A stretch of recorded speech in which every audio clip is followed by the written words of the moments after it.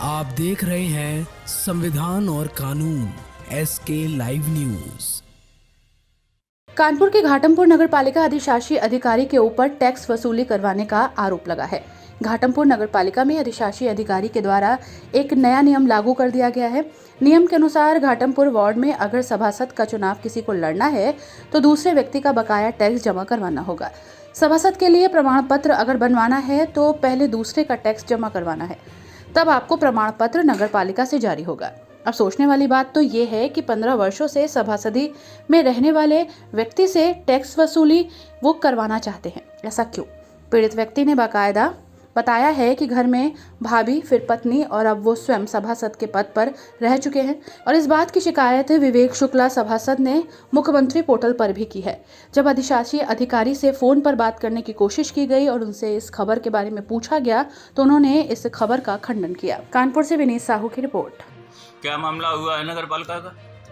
12 तारीख को पिछली 12 तारीख को 12/4/2023 को मैंने सभासद का चुनाव लड़ने के लिए नगर पालिका परिषद घाटमपुर में अदेयता प्रमाण पत्र बोले तो नोडूज का आवेदन किया था। उसमें शासी अधिकारी से मैंने मार्क करवाया। इसके बाद में संबंधित कर्मचारी के पास उन्होंने भेजा, उस पर रिपोर्ट लग गई। मैंने जो टैक्स मेरा बकाया था करीब 11,000 रुपये, मैंने उसको पेड भी कर दिया था। उसकी मैंने उसकी फोटो कॉपी भी संलग्न कर दी थी, मेरा आधार कार्ड भी संलग्न था। आज जब मैं अपना प्रमाण पत्र लेने के नगर पालिका परिषद घाटमपुर पहुंचा तो शासी अधिकारी संबंधित कर्मचारी ने मुझसे बताया कि जो दुकानों की वसूली करते हैं कर्मचारी, उनका नाम है करणपाल, उन्होंने आपके आवेदन पर रोक लगा दी है।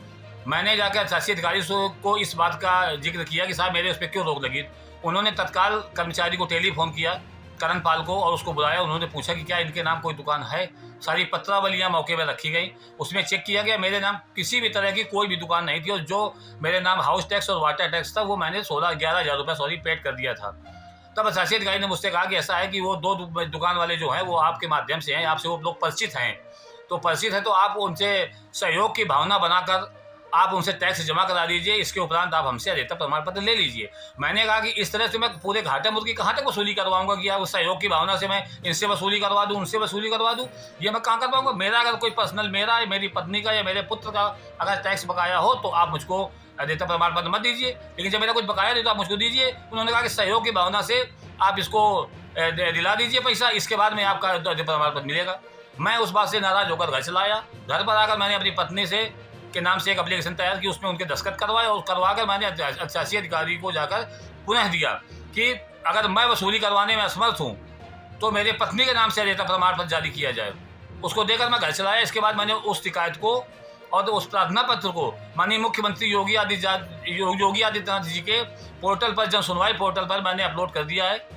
मैं सरकार से और अब जिलाधिकारी कानपुर नगर से, SDM घाटमपुर से ये रिक्वेस्ट करता हूं कि ऐसे भ्रष्ट शासी अधिकारी के ऊपर तत्काल कठोर से कठोर कार्रवाई की जाए, जिससे आम जनमानस को राहत मिल सके। जबकि मैं वर्तमान में मैं सभासद अभी तक था, इसके पूर्व मेरी पत्नी सभासद थी, उससे पूर्व मेरी भाभी सभासद थी। इसके बावजूद शासी अधिकारी का इस तरह का व्यवहार जनहित में नहीं है। खबरों के लेटेस्ट अपडेट के लिए इसी तरह हमारे साथ जुड़े रहें और इस वीडियो को ज्यादा से ज्यादा शेयर करें।